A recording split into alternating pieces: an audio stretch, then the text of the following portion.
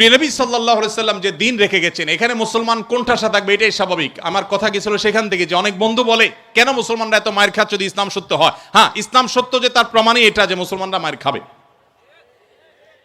মুসলমানরা কখনো জুলুম করবে না, জুলুমের শিকার হতে পারে, মুসলমান কখনো জালিমের আসনে যাবে না। ব্যক্তিগত পর্যায়ে মুসলমান জালিম থাকতে পারে, সামষ্টিকভাবে সামগ্রিকভাবে বিশ্ববাসীর উপরে জুলুম এটা ছড়িয়ে দিবে, জুলুমের স্টিম রোলার চালাবে মুসলমানরা সামষ্টিকভাবে, এটা কোনোদিন হয়নি, ইতিহাসে কোনোদিন হবেও না।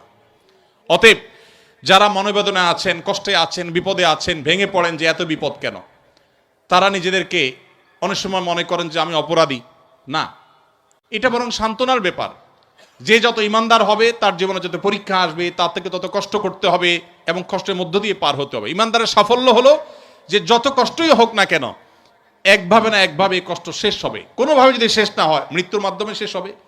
এরপরে যদি আল্লাহ তাআলা আমাকে জান্নাত অফার করেন যে বান্দা তুমি অনেক কষ্ট করেছো, তোমাকে আমি জান্নাত অফার করছি, তাহলে আমার সারা জীবনের কষ্টের বিনিময়ে অনন্তকালের জান্নাত পেয়ে গেলে এটা নিশ্চয়ই লাভজনক ডিল।